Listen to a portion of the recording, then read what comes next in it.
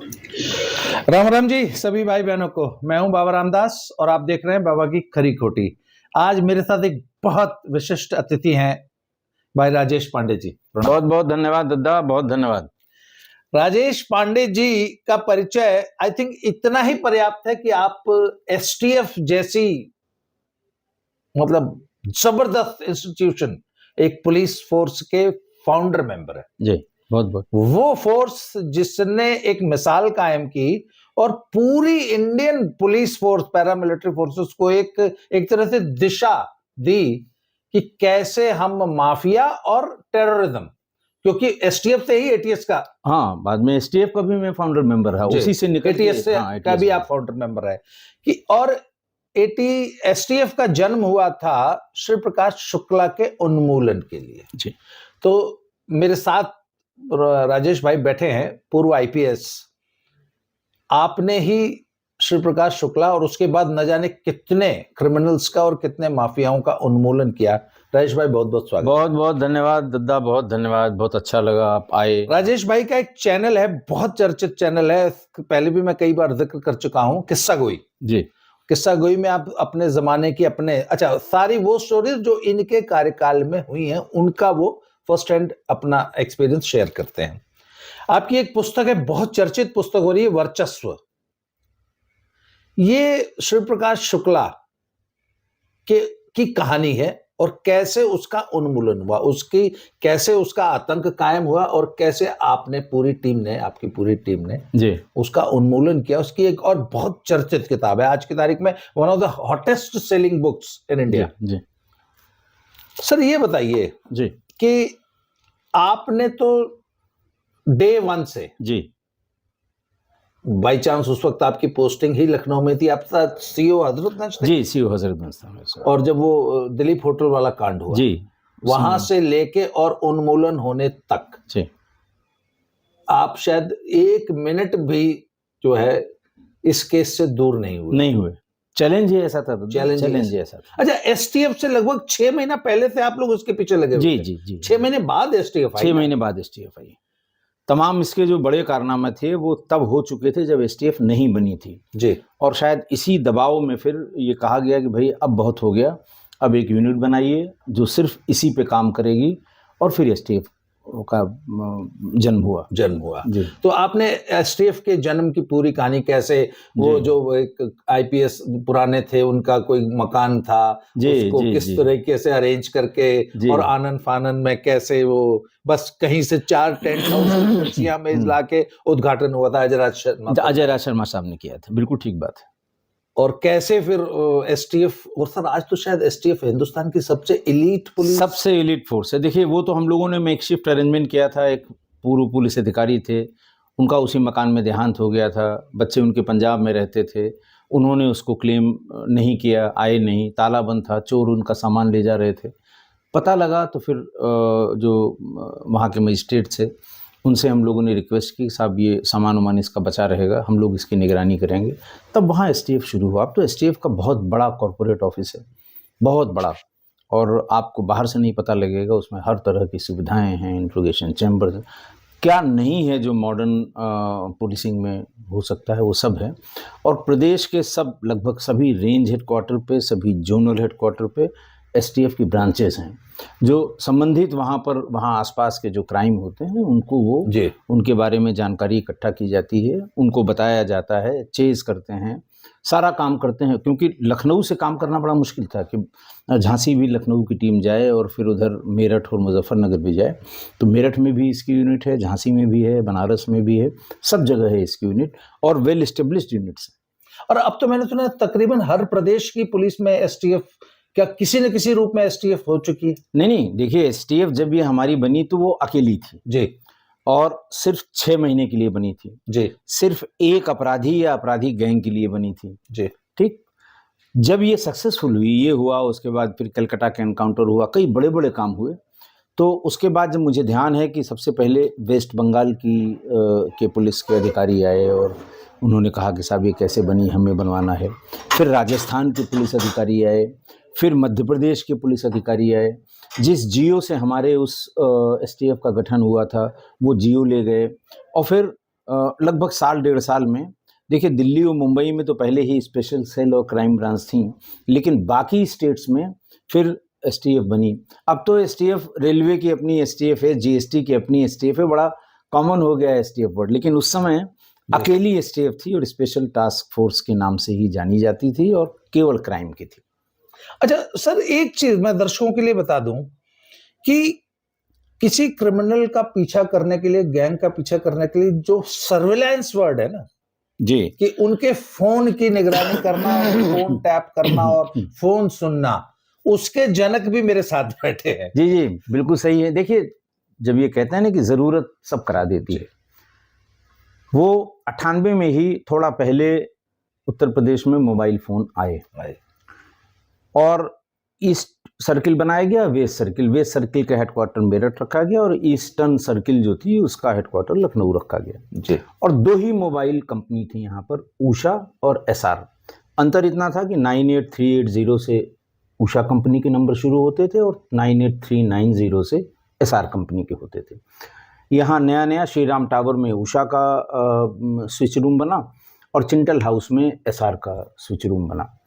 अब दिक्कत ये हो रही थी कि हम लोग जो सर्विलांस कर रहे थे, जो लैंडलाइन फ़ोन की निगरानी कर रहे थे, वो कर रहे थे कि डीपी बॉक्स से उस पर्टिकुलर पेयर के तार निकाल के और नीचे एक टेंट लगा के, क्योंकि उस ज़माने में टेलीफोन लाइन की रिपेयरिंग हो वो या बिजली की बड़ी लाइनों की रिपेयरिंग हो तो वो टेंट सड़क पे लग जाता था, खुदाई होती थी, नीचे से तार निकलता था, उसकी रिपेयरिंग होती थी। तो ऊपर से वो तार निकाल के नीचे उसी टेंट के भीतर एक पैरेलल में लगा के हम लोग उसमें बैठते थे। नेचुरली जो डाक और तार विभाग है इससे परमिशन लेके बैठते थे, वहाँ सुनते थे लैंडलाइन नंबर को, क्योंकि मोबाइल थे ही नहीं। लेकिन जब धीरे धीरे मोबाइल प्रचलन में आए तो जिस समय वो प्रचलन में आए उस समय 27 रुपये पर मिनट आउटगोइंग थी और 10 रुपये पर मिनट इनकमिंग। तो इसलिए सबके बस का उस समय फ़ोन चलाना बहुत नहीं था। लेकिन इसके पास भी मोबाइल फ़ोन आया। वो दिलीप होटल के कांड से हमें ये लगा कि इसके पास मोबाइल फ़ोन है। तब फिर हम लोगों ने सोचना शुरू किया कि भाई इसका कैसे पता लगेगा। उसके लिए तो हमने अपना जो लैंडलाइन नंबर है वो दे दिया। उन्होंने एक हमको प्रिंट आउट निकाल के दे दिया कि साहब इतनी आईएसडी कॉल हुई हैं, इतनी लोकल कॉल हुई हैं और अगर आप उसको लगवा लेंगे सर्विलांस पे तो वो सारे नंबर भी दे देंगे। ये बड़ा सामान्य सी बात लैंडलाइन नंबर के लिए थी। लेकिन मोबाइल बिल्कुल नया नया आया था और उसके बारे में ये पता नहीं था कि आखिर इसके किस नंबर से बात हुई, कितनी दूर बात हुई, कहाँ पे टावर लगा हुआ है, इसके बारे में किसी को जानकारी थी नहीं। तो जब ये दिलीप होटल वाला कांड हुआ तो कांड होने के 3 या 4 मिनट के भीतर ही भानु मिश्रा को उसमें गोली लगी थी, उसका एक भांजा उसमें उसकी डेथ हुई थी। तो भानु मिश्रा के भाई को गोरखपुर में उसके लैंडलाइन नंबर पे एक फ़ोन गया और बताया कि मैं श्री प्रकाश बोल रहा हूँ, भानु को मार दिया है, आके लाश ले जाइए। अब वो भाई घबराए, उन्होंने एसएसपी लखनऊ को फ़ोन किया कि साहब वहाँ कोई, तो ये हुआ कि भाई हुआ है दिलीप होटल में कोई घटना हुई है, कौन मरा है कौन जिया है ये नहीं पता, लेकिन उसमें कैजुअलिटी हुई है। खैर गोरखपुर से वो लोग चले, 3-4 घंटे में वो आ गए। अब हम लोग ये उसमें पड़े परेशानी में कि इसने फ़ोन किया कहाँ से। तो 7 मिनट के बाद वो फ़ोन उनके पास गया था, घटना के 7 मिनट बाद। घटना दिलीप होटल में सब चीज़ें पता करने के बाद पता लगी और कितने मिनट और कितने सेकंड की बात है। फिर उसके बाद हम लोग बाहर गए कि जो पीसीओ का ज़माना था, जगह जगह पीसीओ खुले थे कि 5 मिनट में किन पीसीओ पे या 7 मिनट में किन पीसीओ पे पहुंचा जा सकता है। सारे पीसीओ खंगाले गए कि गोरखपुर के इस नंबर पे किस पीसीओ से बात हुई है, लेकिन नहीं पता लगा, तो बिल्कुल नहीं पता लगा। तो ये हुआ कि भाई कहाँ, आखिर किया तो पीसीओ से ही होगा और किसी पीसीओ से वो हुआ नहीं है, भूलिया बताया गया। बड़ा चूंकि उस केस का बड़ा हल्ला हो गया लखनऊ में, विधानसभा चल रही थी, विधानसभा तक कहते हैं कि वो AK-47 की तड़तड़ाहट गूंजी थी, तो बहुत हल्ला हुआ था।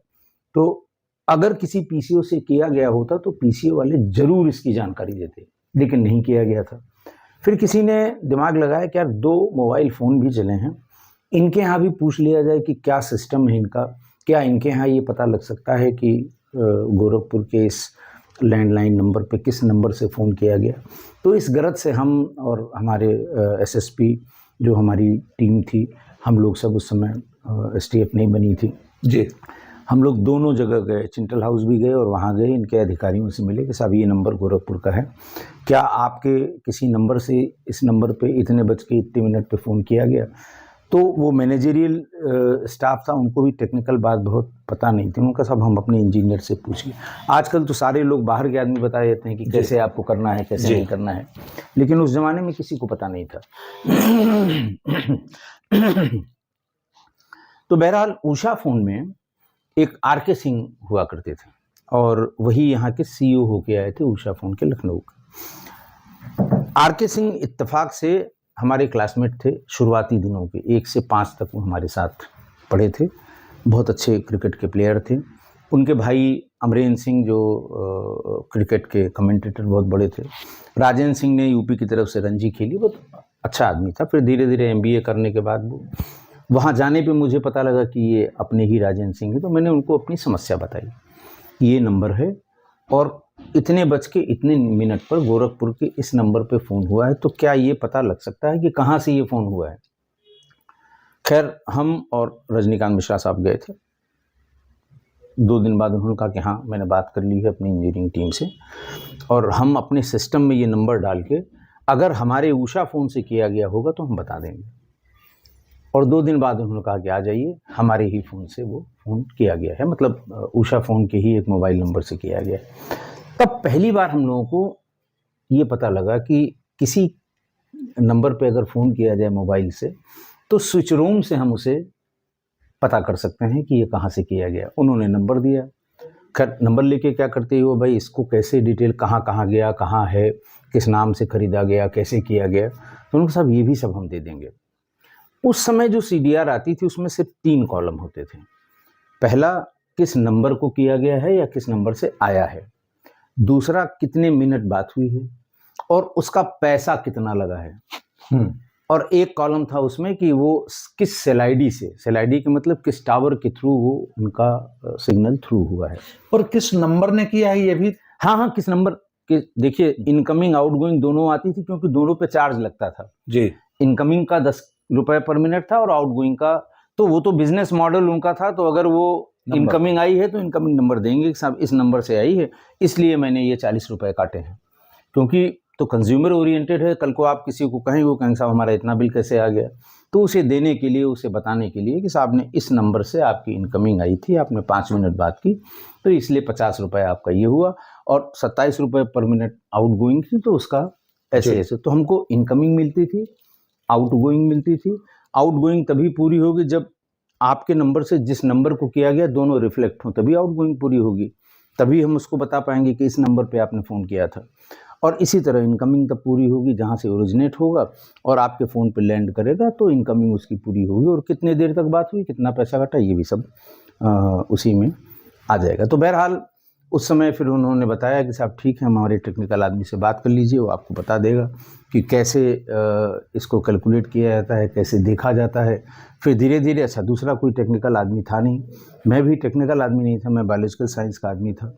मैंने MSc बॉटनी में की थी, मैं नेट क्वालिफाइड था, मैं रिसर्च स्कॉलर था।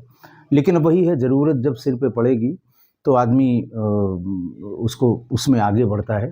तो इन्वेंशंस के बारे में भी यही कहा गया है कि जो है वो आवश्यकता आविष्कार की जननी है जी। तो जब आवश्यकता पड़ी तो सीखा धीरे धीरे और फिर वो दिमाग में उतरता गया। और उस ज़माने में किसी को भी इस सिलसिले में कोई बात करनी होती थी तो वो STF में ही संपर्क करता था और अल्टीमेटली फिर उसे मेरे पास भेजा जाता था। हम लोग ये उस समय शुरू हुआ था। और पहला इक्विपमेंट पैरेलल में सुनने का, अब तो आप स्विच रूम में चले जाइए, वहाँ से वो आपके नंबर पे ट्रांसफ़र कर देंगे, घर बैठे सुनिए। पहले ऐसा नहीं था। नया नया जब इस्टेब्लिश हुआ तो बड़ी महंगी मशीन होती थी या बड़ी महंगी इक्विपमेंट या सॉफ्टवेयर होता था जो आपके नंबर पे ट्रांसफ़र किया करता। तो हम लोग एक छोटा सा IIT कानपुर का पास आउट एक लड़का था, नया नया उस समय IT के बहुत ढेर सारे आए थे। E10B के एक्सचेंजेस चले थे इसमें टेलीफोन एक्सचेंज में, वो उसका जानकार था। तो उसने एक छोटा सा बॉक्स बनाया कि साहब आपको अगर नंबर सुनने हैं तो स्विच रूम में आप चले जाइए, उनसे कहिए कि इस पेयर में हमको लगा दें, वो लगा देंगे तो आपको उसमें सारी कॉल आपको सुनने को मिल जाएगी। तो हम लोग वो डिब्बा लेके एक्सचेंज में जाते थे। 2 ही एक्सचेंज से कोई दिक्कत नहीं थी, चाहे एसआर में चाहे उषा में चले गए और उनसे रिक्वेस्ट की, लगाया और हमने उसको पैरेलल पे सुना। तब मोबाइल फ़ोन पर ट्रांसफ़र किए जाने की सुविधा नहीं थी कि आपके मोबाइल पे ट्रांसफ़र हो गया, आप कहीं भी सुन लेंगे। ये सुविधा दिल्ली में उपलब्ध थी, तो ऑपरेशन में हम लोग दिल्ली जाते तो वहाँ ये सुविधा उपलब्ध थी। तो इस तरह से धीरे धीरे आगे बढ़ते बढ़ते हम लोगों ने सर्विलांस का काम सीखा, आगे लोगों को बताया, जिलों से सब इंस्पेक्टर्स बुलवाए, जिलों की जो क्राइम ब्रांच की टीम थी उनको बुलवाया, क्योंकि हर जगह फिर मोबाइल का, अब तो सब नए लड़के आ रहे हैं, जो सिपाही भी, सब इंस्पेक्टर भी पढ़े लिखे आ रहे हैं, टेक्निकल बैकग्राउंड से आ रहे हैं। और अब उस ज़माने में तो साइबर क्राइम का कोई नाम नहीं जानता था, आज सिर्फ साइबर क्राइम है, तो उसको जानने के लिए, उसको समझने के लिए ट्रेंड और अच्छे लड़कों की ज़रूरत है, और यूपी पुलिस में कोई कमी नहीं है ऐसे लोगों की। जी। अच्छा, आप ये मानते हैं कि अगर शिवप्रकाश शुक्ला फ़ोन इस्तेमाल न करता या बहुत कम करता तो उसको पकड़ना बड़ा मुश्किल हो जाता, और सर्विलांस ने वो काम बहुत आसान कर दिया, बहुत आसान कर दिया। बल्कि सर्विलांस के कारण ही पकड़ पाए, केवल सर्विलांस के कारण ही पकड़ पाए। इससे जुड़ी हुई एक बात और बता दें कि उस समय चंबल में और इधर बांदा और उसके विंध्य रेंजेस के जंगलों में 2 बड़े खतरनाक डाकू रहते थे। एक निर्भय गुजर जो चंबल में, और ददुआ वहाँ पे चित्रकूट साइड में। और इनका आतंक ऐसा था, और 10-10 साल से ये इनका आतंक। जब हम लोग इसमें सक्सेसफुल हुए तो हम लोग बैठ के ये मनाया करते थे कि कैसे भी करके जंगलों में टावर लग जाए, और मतलब भगवान कुछ ऐसा करे कि इनके हाथ में मोबाइल फ़ोन आ जाए, और इनके हाथ में मोबाइल फ़ोन आते ही हम अपना काम कर लेंगे। और हुआ भी यही। जैसे ही, अच्छा, ये लोग इसीलिए टावर नहीं लगने देते थे। जब जब टावर लगते थे तो जेई से पैसा मांगते थे या मार देते थे, या बड़ा तमाशा होता था। टेलीफोन एक्सचेंज वाले वहाँ टावर लगाने जाते नहीं थे। फिर गवर्नमेंट को चूँकि उसके एजेंडे में था कि नहीं साहब हमको पूरा कवर करना है, तो धीरे धीरे जिद करके, ज़बरदस्ती करके टावर लगे। जब टावर लगे तो इनके पास भी मोबाइल फ़ोन पहुँचे। इनको मज़ा आने लगा कि भाई ये तो हमारे हाथ में है, इसमें तार भी नहीं लगा है, कोई कैसे पकड़ लेगा। और ठाठ से बात कर रहे हैं, दिन भर बात कर रहे हैं, रात भर बात कर रहे हैं, और इन्होंने मोबाइल पकड़ा नहीं कि दोनों मारे गए। इतना सर्विलांस का या मोबाइल का या टेक्नोलॉजी का फ़ायदा हुआ कि इन्होंने इधर पकड़ा और 2 महीने के भीतर ये भी मारा गया, वो भी मारा गया। उसके बाद से पूरा गैंग मारा गया जी। तो ये तो फ़ायदा हुआ ही, बहुत फ़ायदा हुआ टेक्नोलॉजी का साहब। टेक्नोलॉजी ने हमारी इन्वेस्टिगेशन को, आप देखिए, अगर टीवी में जो आपको अपराध के खबरें आती हैं, साहब फलां को मार दिया, ढिकाना को, ये मर्डर हो गया, वो मर्डर हो गया, 70% ऐसे अपराधों का खुलासा सीसीटीवी फुटेज से हो रहा है। और वो ज़माना ऐसा था कि जहां आपको ढूंढे एक कोई कैमरा नहीं मिलता था, बहुत महंगे हुआ करते थे, लोग लगवाते नहीं थे। अब बहुत सस्ते हैं, आप लखनऊ में ही यहीं से निकलिएगा, आपको हर घर के सामने एक सीसीटीवी कैमरा मिलेगा। आपके स्टेट में तो एक एक घर में 10-10 मिलेंगे, सब जगह कैमरा लगा हुआ है। लेकिन आज से 20 साल पहले, यानी 90 के दशक में, ये बिल्कुल नहीं हुआ करते थे। मान लिया जहाँ घटना हुई है या घटना स्थल यहाँ आसपास मान लिया नहीं लगा है सीसी कैमरा, लेकिन जहाँ से निकलेंगे आप वहाँ तक जैसे पहुँचेंगे तो कहीं ना कहीं ये कैमरा लगा होगा। तमाम घटनाओं के शॉट्स जब आप देखते हैं या खबर देखते हैं तो उसमें सीसी, वहाँ जो गली में या जो सड़क पे लगे हुए कैमरे हैं उनकी फुटेज ज़रूर दिखाते हैं समाचार वाले कि ये आए, बात करते रहे और तमंचा निकाला, गोली मार दी। लगभग सारे बड़े केसेस में सीसीटीवी फुटेज उपलब्ध है और फिर उससे पहचानने में दिक्कत नहीं होती। दूसरा, आपने अगर उनके खिलाफ रिपोर्ट लिखाई है तो वो बच नहीं सकते ये कह के कि नहीं साहब मैं तो उस दिन चेन्नई में था, क्योंकि आप सीसीटीवी में दिखाई पड़ रहे हैं। और शायद इसीलिए जो नया वाला आईपीसी सीआरपीसी जो चेंजेस अभी हुए हैं 1 जून या 1 जुलाई से, उसमें इन सभी इलेक्ट्रॉनिक एविडेंसेस को एविडेंस की श्रेणी में रखा गया है। अच्छा, मतलब सीसीटीवी की फुटेज एविडेंस है। एविडेंस है, अब एविडेंस है, सीडीआर एविडेंस है, ईमेल एविडेंस है, एनी फॉर्म ऑफ कम्युनिकेशन या इलेक्ट्रॉनिक कम्युनिकेशन, ये आज की तारीख में एविडेंस है। पहले नहीं था ये जी। तो इसलिए बहुत बहुत उस जो टेक्नोलॉजिकल एडवांसमेंट उस समय हुआ। उस जमाने में मैंने ये भी सुना है कि बहुत सारी पुलिस फोर्सेस आपसे आके ट्यूशन लेती थी कि बोले गए राजेश सर के पास जाइए, वो बताएंगे। वो मैंने बताया ना कि अब अचानक से फिर जब ये कॉल इसके सस्ते हुए, अचानक भरमार हो गई, हर के पास मोबाइल आ गया। लेकिन ये कैसे पता लगेगा, किससे, जानकारी थी नहीं। चूँकि हम लोग उस समय परिस्थिति के मारे हुए थे, समय के मारे हुए थे, हम लोगों को हर हाल में उसे सीखना था। हम लोगों ने सीख लिया। तो लोग एसटीएफ के दफ्तर आते थे, साहब ये क्या हुआ। फिर हम लोगों ने डीजी साहब से बताया कि साहब रोज़ 20 आदमी यहाँ आ जाता है, इसका कुछ तरीका निकालिए जी। तो फिर ये तय हुआ कि हर ज़िले से एक सब इंस्पेक्टर और एक अच्छा जानकार सिपाही वो आएगा और फेजेज़ में आप लोग उनको ये सब चीज़ें बताएंगे जिसके लिए वो आते हैं। तो फिर यहीं वायरलेस हेडक्वार्टर के सभागार में 20-20, 25-25 जिलों से बुलवा के और उनको 2-2, 2.5 घंटे उनको ट्रेंड किया जाता था, ताकि वो जाके बाकी लोगों को अपने ज़िले में बता सके। तब ये धीरे धीरे लोगों में नीचे उसका फैलाव हुआ और लोग जानने लगे। अब तो हर ज़िले में आपको एक्सपर्ट मिल जाएंगे, थाने थाने में आपको एक्सपर्ट मिल जाएंगे, नए सिपाही, नए सब इंस्पेक्टर जो आपकी CDR से पढ़ के वो सब बता देंगे, CCTV पे देख के सब बता देंगे। तो ये सब करा देंगे।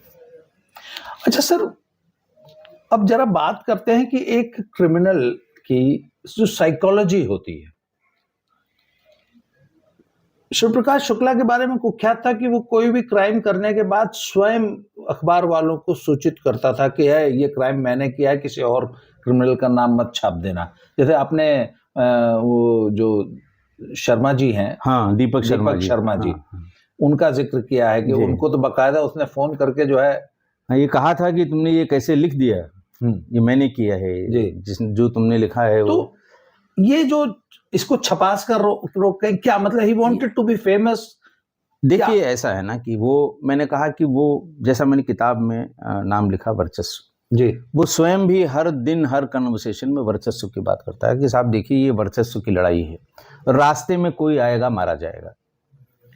तो वो ये नहीं चाहता था कि जो काम उसने किया है वो उसका श्रेय कोई और ले ले, जो उसने किया है नाम उसी का हो।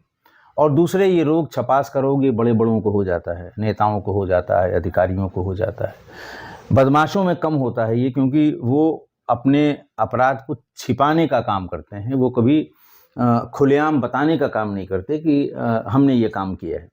लेकिन उसको छपास का रोग था। प्रतिदिन के अपराध की खबरें, वो जो कुंडली निकालने वाले लड़के उसके हुआ करते थे, तो उसको कटिंग काट के वो उसको भेजा करते थे।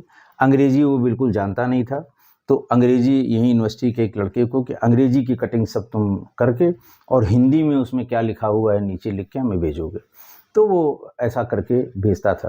तो वो देखता था कि हाँ अब हमारी मार्केट बन रही है, अब हमारी मार्केट बन रही है, अब हमारी मार्केट बन रही है। फ़ोन करता था, 10 लाख देना है, 20 लाख देना है।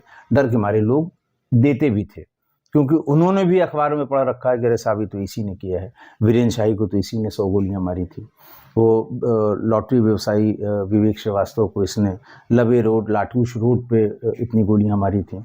तो आदमी के अंदर दहशत पैदा करना, तो रोग उसे भी छपास का था और पूरा छपास का रोग था।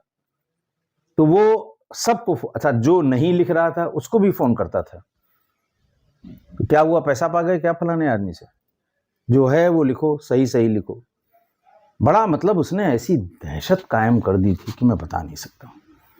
नहीं तो देखिए पॉलिटिकल आदमी, एक सरकार है पूरी, कल्याण सिंह जी मुख्यमंत्री थे, बड़े दबदबे और जलजले वाले मुख्यमंत्री थे, और उनको मजबूर होकर अजय राज शर्मा साहब को बुला के ये कहना पड़ा कि मेरी हत्या की सुपारी ली गई है। ऐसा उन्होंने अपनी किताब में लिखा है, बाइटिंग द बुलेट में।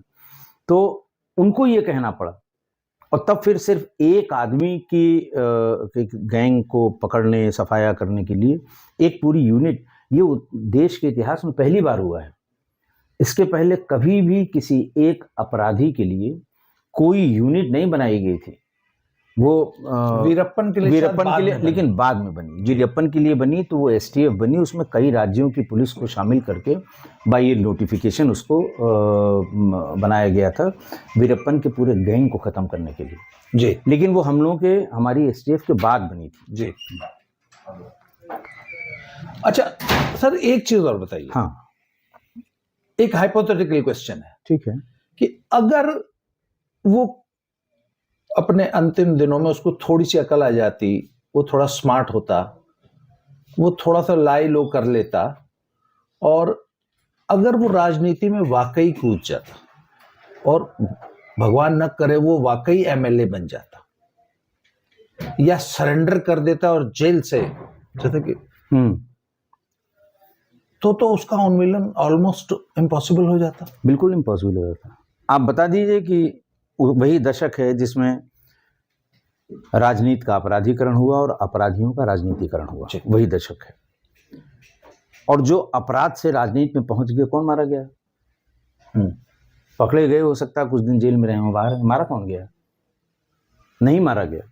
और मैंने बहुत स्पष्ट दिया है इसने कि उसकी प्लानिंग क्या है। आपने बड़ा स्पष्ट पूरा दिया है कि साहब वो तो बल्कि पूरी पार्टी बना के 10, 20, 50 विधायक, हाँ, उसका ये था कि हम 25, 30 जो हमारे प्रभाव क्षेत्र, जहां जहां हमने ऐसा कर दिया है कि कोई दूसरा लड़ेगा नहीं, या जो लड़ेगा उसको मारा लेंगे, इतनी जगहों पे हमें अपने विधायक के कैंडिडेट खड़े करने हैं।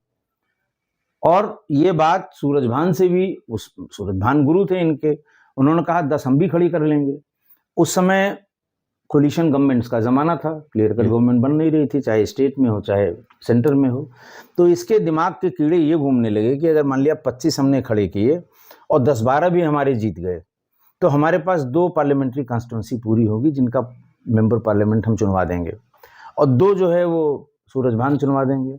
हमारे अगर 4 MP हो गए तो हम तो कहीं ना कहीं किसी न किसी सरकार में भागीदार होंगे, मंत्री हो जाएंगे। और अपने स्टेट में अगर हमको मिल गया 10, 12, 15, तो हम, क्योंकि उस समय अमरमणि बहुत मशहूर थे इस बात के लिए कि 15-20 विधायक वो लेके जिसके साथ चले जाते थे वो सरकार बना लेता था। वो उसके दिमाग में घूम रहा था कि अगर इतने विधायक हमको भी मिल जाएंगे तो फिर हमारा कोई क्या कर लेगा। तो बिल्कुल वो तो, अगर मैं कह रहा हूं कि अगर वो उसने इस दिशा में काम कर रहा था और बीच में हम लोग रोड़े की तरह ना आ गए होते, तो वो तो सक्सेसफुल हो गया था, बिल्कुल सफल हो गया था। तो आपको क्या लगता है कि उस वक्त उसको कोई राजनीतिक सलाहकार नहीं मिला, या उसका वक्त ही खराब चल रहा था, या वो मौका मिल नहीं पाया? उसका वक्त नहीं खराब चल रहा था, हमारा वक्त अच्छा हो गया। STF का, हम लोगों का उस समय वक्त अच्छा हो गया। उसने अपनी तरफ से कोई कोर कसर नहीं छोड़ी, उसने बिल्कुल सच सही वाला प्लान बनाया, वो उसी डायरेक्शन में जा रहा था, तो उसका वक्त तो अच्छा ही अच्छा था।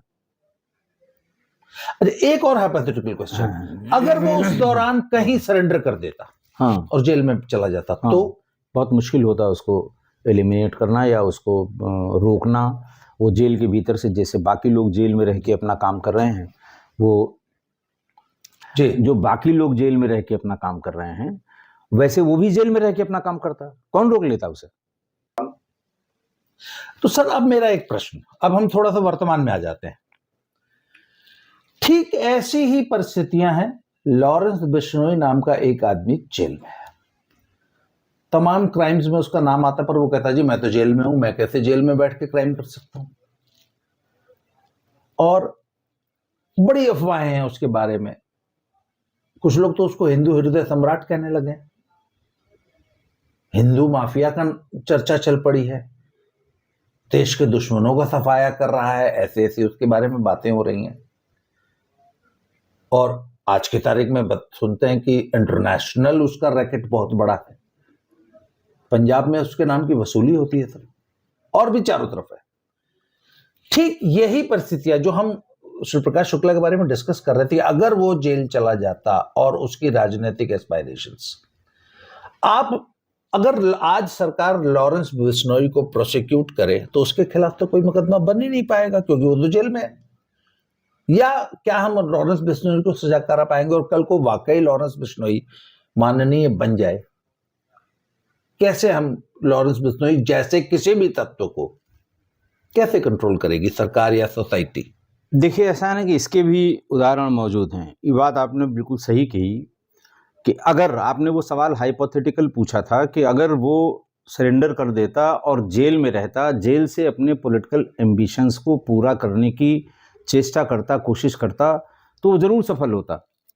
जैसे आपने वर्तमान में बताया कि लॉरेंस बिश्नोई 10 साल से जेल में है, अपनी ज़मानत के लिए कभी प्रार्थना पत्र नहीं दिया, और जो अपराध हो रहे हैं सब उसके नाम चढ़ रहे हैं। ज़्यादा से ज़्यादा आप उसको 120B, जो पुरानी आईपीसी का 120B था, कि जेल के भीतर से मोबाइल फ़ोन का इस्तेमाल हुआ है तो मोबाइल फ़ोन के कनेक्शंस को वो जो उसके इंटरकनेक्टेड डिवाइसेस हैं उससे आप उसको भीतर ला सकते हैं। यही तो करेंगे, जी मैक्सिमम यही करेंगे। वो भी वही कर रहा है। और बाकी तो आपने जो बताया कि इसको ये कहते हैं, वो सब पॉलिटिकल बातें हैं, वो राजनीतिक बातें हैं। राजनीतिक स्तर से लोग उसका इस्तेमाल कर रहे हैं और सबका इस्तेमाल किया गया है, कोई नई बात नहीं है। अब आप देखिए, शहाबुद्दीन थे उस जमाने में, जेल गए। अतीक अशरफ थे, 50-50 मर्डर के केस थे, जेल गए। और फिर जेल में ही 4-4, 5-5 साल बाद सजाएं शुरू हुई इनकी। लेकिन जब तक ये बाहर रहे, बार बार जेल से आते जाते रहे, जब तक इनका टेरर बना रहा, इन सभी का जो माननीय हो गए, तब तक किसी भी मामले में सज़ा नहीं हो पाई थी, किसी मामले में सज़ा नहीं हुई थी। ये सब अभी जब प्रोसिक्यूशन तेज हुआ, ये लोग जेल भेजे गए, तब इनकी सज़ा होना शुरू हुई। तो इसी तरह से लॉरेंस बिश्नोई जहाँ है वहाँ उसको सज़ा दिला पाना, देखिए समय के गर्भ में क्या है कोई नहीं जानता। आज जो हो रहा है कल को वैसा न हो पाए, तो कल को किसी, जैसे अब तक सिद्धू मूसेवाला में बताया गया कि साहब उसने कराया, लेकिन इन्वेस्टिगेटिंग एजेंसीज, हमें नहीं लगता, मैंने कहीं पढ़ा नहीं कि वो उसके नाम तक पहुंची हैं। बहुत हल्ला हुआ इसका अतीक अशरफ का कि साहब बस उसी ने कराया है, लेकिन वहाँ तक उसके नाम तक अभी इन्वेस्टिगेटिंग एजेंसीज नहीं पहुंची हैं। और ये जीवा, संजीव माहेश्वरी जीवा, जिसको कोर्ट में मारा गया, उसके लिए भी हल्ला हुआ कि साहब वो लॉरेंस बिश्नोई ने ये काम कराया, वहाँ भी इन्वेस्टिगेटिंग एजेंसीज नहीं पहुंची, यानी खोला नहीं उसका नाम, प्रकाश में नहीं लाए, उसकी उत्तरदायित्व का निर्धारण अभी इन्वेस्टिगेटिंग एजेंसीज ने नहीं किया है। अब आगे कैसे करते हैं उसको, कैसे और फिर प्रोसिक्यूट कैसे करते हैं, कानून में इसको किस तरह से आखिर लाया जाएगा कि साहब ये जेल में रह के उसने ये प्लान किया, तो थोड़ा डिफ़िकल्ट काम है। और इसी सब को देखते हुए उस ज़माने में जो उसने सोचा था कि पहले इतना सबको कर दीजिए कि कोई फिर हमारे खिलाफ बोल ना सके, और फिर जेल जाके हम इलेक्शन लड़ेंगे, जैसे बाकी सब नेता हो गए हम भी नेता हो जाएंगे। एक बार नेता हो गए फिर उसके बाद कोई हमें, कम से कम जान तो हमारी नहीं जाएगी, पुलिस हमें जान से नहीं मारेगी। तो ये धारणा सामान्य रूप से बनी हुई है और उसी का लोग अनुसरण कर रहे थे। तो जेल में रह के काम करना बड़ा कोई बहुत कठिन काम नहीं है, ये बहुत आसान है, लोग कर रहे हैं और वो आज भी कर रहे हैं। और जो आपने ताज़ा उदाहरण बताया लॉरेंस बिश्नोई का, वो बिल्कुल सटीक एग्जाम्पल इसका है कि जेल में रह के वो काम कर रहा है, तमाम बड़े अपराधों में उसका नाम आ रहा है, और इन्वेस्टिगेटिंग एजेंसीज को बड़ी मुश्किल हो रही है कि उसका रोल कैसे तय करें कि वो इसमें था कि नहीं था। अच्छा सर, एक चीज़ बताइए, एक बड़ी आम चर्चा है पूरे देश में कि हमारी एजेंसीज जो है ऐसे तत्वों का उपयोग करती हैं या उनका सहयोग लेती हैं या उनको रिक्रूट करती हैं, जैसे पूर्व में अमेरिका ने भी किया है, फिडेल कास्ट्रो को एलिमिनेट करने के लिए अमेरिकन माफिया को रिक्रूट किया गया था, और ऐसे सैकड़ों उदाहरण हैं। तो फिर क्या हमारी एजेंसीज भी, कोई संभावना है कि लॉरेंस बिश्नोई या उसके नेटवर्क का इस्तेमाल करती हों अपने दुश्मनों को, जैसे अमेरिका करता था, बाहर विदेश की धरती पर निपटाने में? क्या वैसे पुलिस फोर्सेस या एजेंसीज ऐसे क्रिमिनल्स के सहयोग लेती हैं? आपका अनुभव क्या है? देखिए, सहयोग तो सबका लिया जाता है। किसी डकैती से आप समझिए, कोई बड़ी डकैती हो जाए तो कोई शरीफ आदमी आपको उसकी मुखबिरी नहीं करेगा। कोई आदमी जिसका क्राइम से कोई मतलब नहीं है बताने नहीं आएगा कि साहब फलां डकैत है और फलां जगह असलहा रखता है। इससे क्या मतलब है? जो उस ट्रेड में होगा आदमी वही मुखबिरी करने आएगा, वही बताने आएगा, दूसरा तो कोई आएगा नहीं। तो क्रिमिनल्स के, जेल में बंद अपराधियों के जब कोई बड़ी घटना होती है तो एक पुलिस की टीम जेल में जाती है, वहाँ जो उस अपराध से संबंधित या उस तरह के अपराध से संबंधित जो पहले से कैदी बंद हैं उनसे पूछताछ होती है कि भाई ये कौन कर सकता है, कुछ उनसे क्लू मिल जाता है और कभी कभी बड़े अच्छे क्लू मिल जाते हैं। तो सूचना अगर हमें चाहिए तो हम किसी से भी सूचना ले सकते हैं, हम कनाइव नहीं करेंगे, कनाइवेंस नहीं होगा, लेकिन सूचना तो हम किसी से भी, जो जेल में बंद है उससे भी लेंगे। अगर वो मुफीद सूचना देने की स्थिति में है, काम हमें करना है, हम सूचना उससे लेंगे, मदद उससे लेंगे, तो इसमें तो कोई बुराई नहीं है। लोगों ने ली है, लोगों ने पहले भी ली है और इतिहास में ली गई है।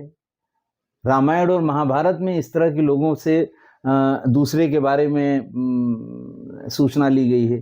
कहा गया है कि जिस समय आप अश्वत्थामा का नाम लेंगे उस समय हाथी जोर से चिघाड़ेगा। तो ये सूचना कहीं से लेके और कहीं कम्युनिकेट की गई और फिर मारा गया वो अश्वत्थामा। तो ये कोई ऐसा नया नहीं है। आप सूचना के लिए किसी का भी इस्तेमाल कर सकते हैं, इसमें कोई बुराई नहीं है। हमें अपना क्राइम खोलना है, बड़ा क्राइम हो गया है शहर में, तो हमें तो उसकी सूचना किसी बदमाश से ही मिलेगी ना। शरीफ आदमी क्यों आपको घुसने नहीं देगा अपने घर में? भाई हमसे क्या मतलब, आप क्यों हमसे पूछ रहे हैं? जो कहीं न कहीं पुलिस ने कॉर्नर कर रखा है, हमारा सिपाही या सब इंस्पेक्टर उससे जाके उसके बारे में जानकारी इकट्ठा करता है। तो सूचना लेने में कोई बुराई नहीं है, हमेशा ली जाती रही है और हमेशा ली जाती रहेगी, कोई भी हो। अच्छा, मुंबई अंडरवर्ल्ड के बारे में भी कहा जाता है कि मुंबई पुलिस ने अंडरवर्ल्ड को ही आपस में बढ़ा के आधे से ज्यादा अंडरवर्ल्ड का एक दूसरे का सफाया करवा दिया। बिल्कुल ठीक है। वहां तो जैसे ही सरकारें बदलती थी वैसे ही रातों रात पुलिस वालों की भी निष्ठा बदल जाया करती थी। इनका हुआ तो उनको मारेंगे, उनका हुआ तो उनको मारेंगे, और एक दूसरे के भी अपने सेट पुलिस वाले हुआ करते थे जिनके ऊपर ये ठप्पा था कि ये सिर्फ छोटा राजन के गैंगस्टर को मारते हैं, जिनके ऊपर ये ठप्पा था कि ये सिर्फ दाऊद इब्राहिम के लोगों को मारते हैं, कुछ के ऊपर ठप्पा था कि ये गावली गैंग का सफाया फलाने ने किया। तो वो सब एक दूसरे का, अच्छा सूचना देना है अगर, तो जिस गैंग के लोगों को टारगेट किया जा रहा है उसका अपोनेंट गैंग आपको जानकारी देगा, दौड़ के जानकारी देगा, बताएगा कि फला जगह हुआ इस समय, आज ये डील करने जा रहा है।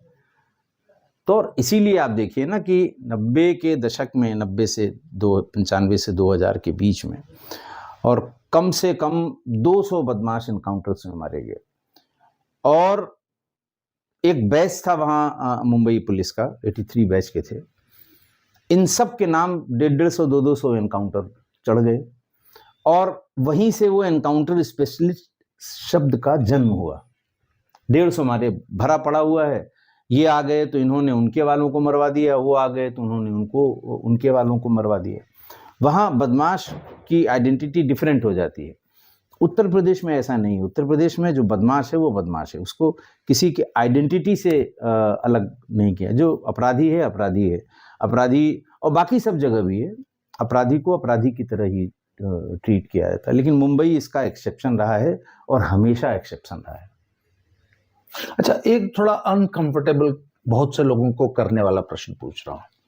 शिवप्रकाश शुक्ला का उन्मूलन हुआ जी, पर जो सफेद पोश उसको पाल रहे थे या जो संरक्षण देने वाले थे, उन पे सर कोई कार्रवाई हुई?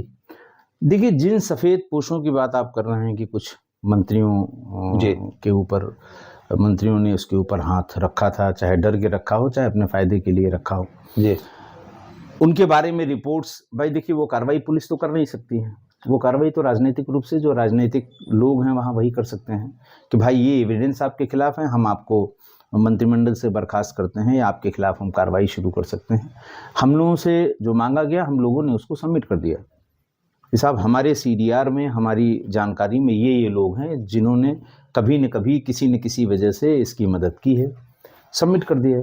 बाकी तो पॉलिटिकल लीडरशिप को देखना है कि वो क्योंकि वो जितने लोग थे उसमें वो वही सहयोग करने वाले थे। ऐसा नहीं था किसी ने उनमें से अपराध में हिस्सा लिया हो कि साहब उसने कहा कि हमारे फला आदमी को छुड़वा दो, तो मंत्री जी फ़ोन पे फ़ोन लगे हुए हैं कि साहब इसको छोड़ दीजिए, इसका कोई कसूर नहीं है। तो वही तो संरक्षण होता है। आप उसको बढ़ावा दे रहे हैं, आप उसके गलत काम को, जो गलत काम उसने किया है उसमें छुड़वाने का काम कर रहे हैं। तो ये दिक्कत आती है हमेशा। हम लोगों ने जो कुछ भी मांगा गया था रिकॉर्ड्स के हिसाब से वो हमने सबमिट किया। बाकी तो देखिए पॉलिटिकल लीडरशिप का काम है और राजनीति का हम लोगों से कोई लेना देना नहीं। हम लोग शुद्ध अपराध और अपराधी के विषय में सोचते थे और उसी पर काम करते थे। एक सर, इतने बड़े पुलिस कैरियर में क्रिमिनल्स को का पक्ष लेके आपको कभी राजनीतिक हस्तक्षेप का सामना करना पड़ा? न, मैं सिर्फ एसटीएफ की या शिव प्रकाश शुक्ला ने, आपने भी 30-32 साल पुलिस में 34 साल नौकरी की। 34 साल नौकरी की तो सर, और विभिन्न सरकारों में की। विभिन्न सरकारों में बहुत से सरकारें तो क्रिमिनल्स के प्रश्रय का उनका काम ही था। तो ऐसे में सर कैसे एक पुलिस फोर्स या पुलिस ऑफिसर, एक अपराइट पुलिस ऑफिसर ऐसे पॉलिटिकल इंटरफेरेंस को कैसे हैंडल करते हैं आप लोग? देखिए तद्दा, आप एक बात ये भी समझिए कि अगर आपकी छवि या आपके काम या आपका प्रेसिडेंस ऐसा है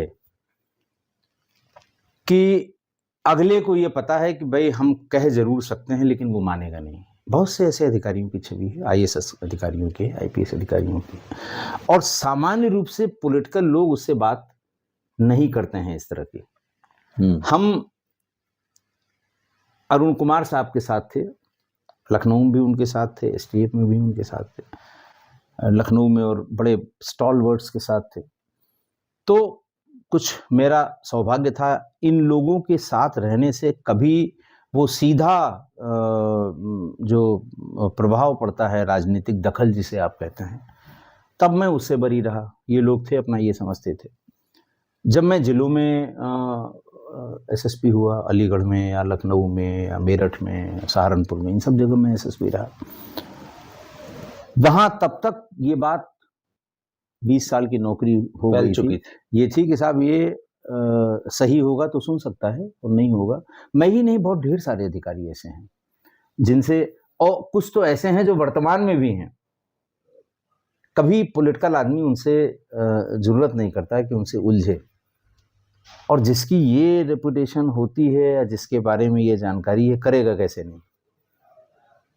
इसकी 10 कमियां हमारे पास हैं, अभी इसको बताता हूँ। अब बहुत ढेर सारे यूट्यूब में बहुत ढेर सारी चर्चाएं इस संबंध में होती हैं, तो फिर वो उनको झेलना भी पड़ता है और करते भी हैं। तो मैं इस मामले में बहुत लकी रहा कि जब तक मैं एडिशनल एसपी यानी एसपी सिटी या सर्किल ऑफिसर रहा, तब तक बहुत जीवट के और बहुत ही अपराइट ऑफिसर्स के साथ में रहा। तो तब मुझे इसका, जिसको कहते हैं ना, कभी इसका कोप भाजन नहीं होना पड़ा। और तब तक इतना समय निकल गया था कि जब मैं इंडिपेंडेंट चार्जेस पर आया, तब बहुत कभी किसी ने इस तरह की बात करते थे, जो बात उनके पास तक, देखिए पॉलिटिकल आदमी है, वो अपने वोटर्स का ख्याल रखता है। वोटर्स उसके हो सकता है अच्छे होंगे, हो सकता है कोई गलत सिफारिश भी करते हैं। तो वो जब भी कोई आदमी, उनका अपना आदमी उनके पास जाएगा तो उसकी मजबूरी है, वो डीएम से भी कहेगा, एसएसपी से भी कहेगा, एसडीएम से भी कहेगा, सबसे कहेगा अपने उसको उसकी बात आप तक पहुंचाने के लिए। और अगर आप में करेज है, आप कह सकते हैं कि साहब देखिए इसमें ये चीज़ें हैं, ये संभव नहीं है, तो फिर उसके आगे वो एक शब्द नहीं बोलता।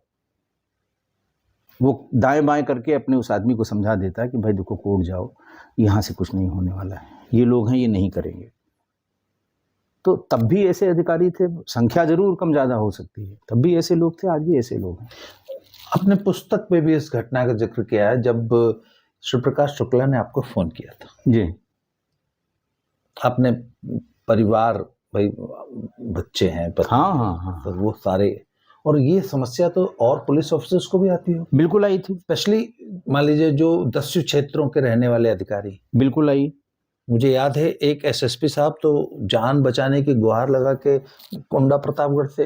हाँ, बिल्कुल सही कह रहे हैं आप, नाम मैं भी नहीं लेना चाहूँगा, नाम कहा था पर हाँ, बिल्कुल सही बात है, ये तो पब्लिक डोमेन में है ये बात। तो सर ऐसे में, अच्छा मान लीजिए आप एक ऐसे जिले में पोस्टेड हो गए जहाँ मुख्तार अंसारी जैसे या इतने बड़े कुख्यात माफिया का गढ़ है वो जी, गाजीपुर। अच्छा, हालांकि मैं सब आज भी ना, आपको पता है गाजीपुर के लोग अरुण कुमार साहब को पूछते नहीं, पूछेंगे। अभी कल, आज के अखबारों में मैं बताऊं, कल वहाँ पर एक बिहार के बहुत बड़े बाहुबली हैं, उनके बारे में आया कि 93 में जब एसपी गाजीपुर थे अरुण कुमार साहब, तो उस समय बिहार से इलेक्शन को प्रभावित करने के लिए 200 गाड़ियों का काफिला चला। अरुण कुमार साहब बिल्कुल बॉर्डर पर खड़े हो गए और उनका गाड़ी नहीं जाएंगे, सारी गाड़ियां जब्त कर ली और सबके खिलाफ मुकदमा कायम किया। उसी मुकदमे में एक वहाँ के बड़े नेता हैं, उनका नॉन बेलेबल वारंट जारी हुआ और कल सीजीएम या एडीजे एमपी एमएलए कोर्ट में गाजीपुर में उनको 1 घंटे तक कटघरे में खड़ा किया गया और वहाँ के सब जगह सारे अखबारों में अरुण कुमार साहब का नाम आया कि ये अरुण कुमार ही थे जो उस समय, और अरुण कुमार साहब ही थे जिन्होंने मुख्तार अंसारी की कुर्की की थी। उसका जो असल में मान मर्दन, मैं उसका गवाह हूँ, हाँ, असल में मान मर्दन अगर किसी ने किया था तो वो अरुण कुमार साहब थे। लीगली किया, कोर्ट से प्रॉपर कुर्की का ऑर्डर लिया, कर्फ्यू लगवाया वहां पर, और फिर उसका पूरा सामान 3री मंजिल से भी नीचे जमीन पर फेंका गया और पूरे जिले ने देखा। तब लोगों को ये महसूस हुआ कि नहीं साहब, पुलिस ये भी कर सकती है। नहीं तो उसके पहले तो आप समझ, देखिए ये इंडिविजुअल पे भी डिपेंड करता है, समय पर भी डिपेंड करता है, और वो जो पॉलिटिकल विल होती है उस समय के सरकारों की, चाहे स्थानीय सरकार हो चाहे बाहर की सरकार हो, बाहर का मतलब जो डिस्ट्रिक्ट में जो पदाधिकारी हैं या प्रदेश में जो पदाधिकारी हैं या देश में पदाधिकारी हैं, उन पे भी डिपेंड करता है कि वो कितना लोड ले सकता है अधिकारी। तो उन्होंने लोड लिया अरुण कुमार साहब ने, और वैसी कुर्की आज भी गाजीपुर में, यानी कल के अखबारों में, जिसे सचमुच कुर्की कहते हैं, हाँ, जिसे कुर्की कहते हैं, कल के सारे अखबारों में उन सांसद महोदय के जमानत की उस कार्रवाई पर केवल अरुण कुमार साहब छपे हैं, केवल और केवल, और पूरे गाजीपुर के, बनारस के, आजमगढ़ के सारे अखबारों में। कब के वो रिटायर हो गए, बल्कि हम तो ये कहेंगे उनकी और हमारी रिटायरमेंट की तिथि शायद एक ही थी, 30 जून को वो भी रिटायर हुए हैं और 30 को मैं भी रिटायर हुआ हूँ। उन्हीं के साथ मैंने कैरियर शुरू किया था। जब वो एसपी गाजीपुर थे तो मेरी पहली नौकरी थी सीओ सिटी सोनभद्र की। तो मैं तो उनको बिल्कुल नज़दीक से, अच्छा, बहुत लंबे समय तक मैं उनके साथ भी पोस्ट रहा जी। तो वो ज़माना 83-84 में, 85 में शायद, 83-84 में उन्होंने जो कुर्की की थी, उसके लिए आज भी लोग उनको याद कर रहे हैं। कह तो रहा हूँ, अभी कल के आज के सारे अखबारों में उनका नाम निकला है उस कुर्की को लेके और इस अरेस्ट को लेके। तो जो अच्छा काम करता है, देखिए हम तो ये कहते हैं कोई पॉलिटिकल दबाव है, क्या जरूरत है मानने की, क्या करेंगे, ट्रांसफर करेंगे। बहुत से लोगों के बहुत से ट्रांसफर हुए हैं। प्रकाश सिंह साहब बहुत अच्छी बात कहते हैं कि भाई अगर आप ट्रांसफर के लिए डरेंगे तो फिर आपकी नौकरी का कोई औचित्य नहीं। एक यहाँ पुलिस ऑफिसर्स में एक बार किसी सीनियर अफसर ने पूछ ही लिया कि साहब वो बच्चे इस्टेब्लिश होंगे, तो फिर देखिए नौकरी करिए आप, 2 चीज़ें एक साथ नहीं। अरे भाई यहाँ से हटाएंगे वहाँ भेज देंगे, यही तो करेंगे। और एक बार आपने 2 बार ऐसा हुआ तो फिर आपकी छवि ऐसी बन जाएगी, भाई ये इनकी बात नहीं सुनता है, ये तो जो सही है वही करेगा। प्रकाश सिंह साहब से कोई क्यों नहीं गलत काम करा लिया, नहीं करा पाया, आज तक नहीं करा पाया। सुप्रीम कोर्ट और हाई कोर्ट में भी जो उनके डिसीजन हैं पुलिस रिफॉर्म के, आज भी आईएएस में की तैयारी करने वाले लड़के पढ़ते हैं और आज से 10 साल बाद भी वही लड़के पढ़ेंगे। तो आदमी की जो ईमानदारी है, आदमी की जो कर्तव्य निष्ठा है, आदमी की जो मेहनत है, आदमी की विभाग के प्रति जो उसका लगाव है, तो वो तो अपनी इम्प्रिंट छोड़ता है ना। और कोई आज नहीं, प्रकाश सिंह साहब जब रहे, प्रकाश सिंह साहब ने जो ये आतंकवाद था, सिख आतंकवाद एक ज़माने में जब था, उसको ख़त्म किया था उन्होंने, उत्तर प्रदेश में जड़ से ख़त्म कर दिया था। तो कोई किसी एक चीज़ में नहीं, आपका जो स्वभाव है वो हर चीज़ में रिफ्लेक्ट होगा। सर एक और बड़ा विख्यात किस्सा है कि बहन जी चीफ मिनिस्टर थी, कहीं क्राइम मीटिंग ले रही थी और सभी जिलों के एसएसपी बैठे थे, और बीच मीटिंग में जो है अरुण कुमार साहब ने जो है, जब उन्होंने कुछ डांट लगानी शुरू की तो बीच मीटिंग में मुख्यमंत्री को टोक दिया था कि आपके नेता जो है इंटरफेरेंस करते हैं इसलिए क्राइम कंट्रोल नहीं हो रहा है, और वहीं उसी मीटिंग में उनको सस्पेंड किया था। बिल्कुल सही है, किस्सा नहीं, ये सत्य घटना है, सत्य घटना, बिल्कुल सत्य घटना है। सस्पेंड कर दिया उन्होंने, लेकिन उसका कभी उनके चेहरे पे कोई शिकन नहीं है। आप करा लीजिए ना उनसे गलत काम, जो आप कहते हैं कि साहब प्रेशर पड़ा कि नहीं पड़ा और पड़ता है, आप उनसे करा, उनसे कोई कहता भी नहीं था। एक बार जिसकी छवि बन गई, कौन कहेगा उनसे? जब वो मायावती की मीटिंग में खड़े होके कह सकते हैं और तुरंत सस्पेंड हो सकते हैं, कौन कहेगा उनसे गलत काम? और ऐसा नहीं कि उसके बाद कभी किसी ने पोस्ट नहीं किया, वो बराबर पोस्ट भी होते रहे। जब ये भी बड़े ताज्जुब की बात है। हाँ, और वो भी ऐसी जगह जहां सामान्य रूप से लोग जाना पसंद नहीं करते हैं, और पॉलिटिकल लीडरशिप को लगता है कि अब तो हमारी भी इज्जत जा रही है तो इन्हीं को पोस्ट करो। ऐसा नहीं था कि वो फिर उनको हटा दिया कि नहीं साहब, अरे इसको तो पोस्ट करना ठीक नहीं है। आप बताइए ना, कितनी बढ़िया बढ़िया पोस्टिंग रहे वो जी, कितनी बढ़िया बढ़िया पोस्टिंग रहे। एसएसपी कानपुर रहे, एसएसपी लखनऊ रहे, कहाँ नहीं रहे जी। तो ऐसा नहीं, हर तरह के लोग हैं, कहने सुनने की बातें हैं ये सब। अच्छा सर, एक अंतिम सवाल, आज के वर्तमान में योगी सरकार में योगी जी का बुलडोजर और योगी जी की वो घुटने के ऊपर जो ये पुलिस की सर हमेशा ये निशाना चूक जाता है या सटीक घुटने पे ही मारी जाती है, क्या आप क्या दादा देखिए, ऐसा है कि जो काम करेगा उसी की शिकायत होगी, जो कुछ करेगा ही नहीं उसके बारे में कौन सी शिकायत होगी। जो अपराध और अपराधियों की दिशा में जो काम हुआ है, देखिए मैं फिर कह रहा हूं कि छिद्रान्वेषण करने के लिए बहुत से लोग हैं, वो करते रहेंगे, वो कल भी करते थे, आज भी करते, कल भी करते रहेंगे। लेकिन अगर जमीन पर क्राइम कंट्रोल की बात हो तो आप पॉलिटिकल आदमी से मत पूछिए, आप सामान्य आदमी से पूछिए जो सड़क पर रहता है कि भैया पहले क्या था और अब क्या है। आप वो इंडिकेटर आप मान के चलिए। बाकी तो देखिए राजनीतिक लोग हैं, वो कहेंगे, और जो काम करेगा उसका क्रिटिसिज्म भी होगा कि साहब यहाँ गोली लगती क्यों है, वहाँ क्यों होता है, बुलडोजर कैसे हो जाता है, कोर्ट कचहरी में सब चीज़ें चल रही हैं। तो आपको कोई पैरामीटर देखना हो तो सड़क पर रेहड़ी वाले, ठेले वाले, चाय वाले, खुमचे वाले, कभी 2 मिनट इनके पास खड़े होकर पूछिए कि भैया तब क्या था और अब क्या था, अब अच्छा है कि तब अच्छा था, अब क्यों अच्छा है, सब चीज़ पूछिए, वो सब बताएगा। दरअसल उनको ही ये डिफरेंस पता लगता है जी।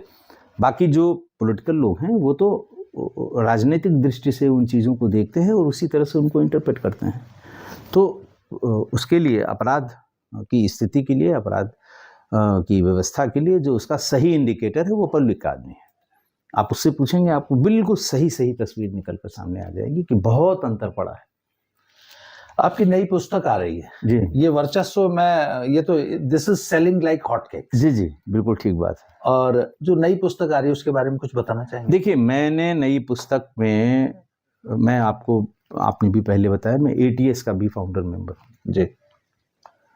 और जब हम लोग एटीएस में थे तो फिर टेररिज्म की हिस्ट्री हम लोगों ने पढ़ी, अंडरवर्ल्ड की हिस्ट्री पढ़ी, तो ये पता लगा कि 93 में जो मुंबई का बम ब्लास्ट हुआ उसके बाद से अंडरवर्ल्ड में धार्मिक लाइन पर डिवीजन हुआ जी। हिंदू एलिमेंट सब, छोटा राजन, सुभाष ठाकुर और ये बबलू श्रीवास्तव, ये सब एक तरफ हो गए, पीपी पांडे, और जो मुस्लिम एलिमेंट था वो सब दाऊद के साथ हो गया। शुरुआत में तो ऐसा कुछ नहीं हुआ क्योंकि डी कंपनी में सभी तरह के लोग थे, ये सभी लोग पहले दाऊद के लिए ही काम करते थे। लेकिन जब ये डिवीज़न शुरू हुआ तो वो फिर डिवीज़न धीरे धीरे धीरे धीरे चौड़ा होने लगा। फिर एक दूसरे के बारे में पुलिस को सूचना देने लगे, जो आपने कहा एक दौर आया कि एक दूसरे के बारे में सूचना देके सारे मर गए, कोई बचा नहीं। फिर उनके सोर्स ऑफ इनकम को काटना शुरू किया, फिर उनके लोगों को मारना शुरू किया, और ये तब से शुरू हुआ और आज भी हो रहा है। तो ये कैसे डिवीज़न हुआ, क्यों हुआ, उसके इम्प्लीकेशंस क्या क्या हैं, इकोनॉमी जो अंडरवर्ल्ड की इकोनॉमी है वो कैसे उससे अफेक्टेड हो रही है, इन सब को लेके, क्योंकि जब मैं एटीएस में आया उसके बाद फिर इसकी पूरी हिस्ट्री, और उस समय भी जो किडनैपिंग्स किया करते थे ये सारे बड़े अपराधी लोग, दुबई में बैठ के इरफान गोगा से लेके और नीचे तक, वो उसमें हम लोग बहुत परेशान रहा करते थे। किडनैपिंग्स बहुत ढेर सारी उसी पीरियड में हुई जब हम लोग एसटीएफ एटीएस में थे। तो उसको लेके ये मैंने कि वो डिवीज़न कैसे हुआ, क्यों हुआ, और जब हम लोगों ने शुरू किया था तो हमारे पार्ट पे उसमें कौन कौन सी घटना हुई हम लोगों के कार्यकाल में और उससे कैसे निपटे हम लोग, इस पर ये किताब है। कब तक आ रही है मार्केट? आ जाएगी 2-3 महीने में, लिख रहा हूँ, आ जाएगी आ जाएगी। सर आपने मुझे समय दिया, बहुत बहुत धन्यवाद, बहुत धन्यवाद, मैं बहुत धन्यवाद। दर्शकों से अपील करूंगा कि सर की ये किताब लें। सर का चैनल है किस्सा गोई, उसे सब्सक्राइब कीजिए, लाइक कीजिए, शेयर कीजिए। अगले फिर कभी सर फिर दोबारा मिलते हैं। अरे बिल्कुल मुलाकात होगी, जरूर होगी। बहुत धन्यवाद, बहुत बहुत धन्यवाद। जय श्री राम। जय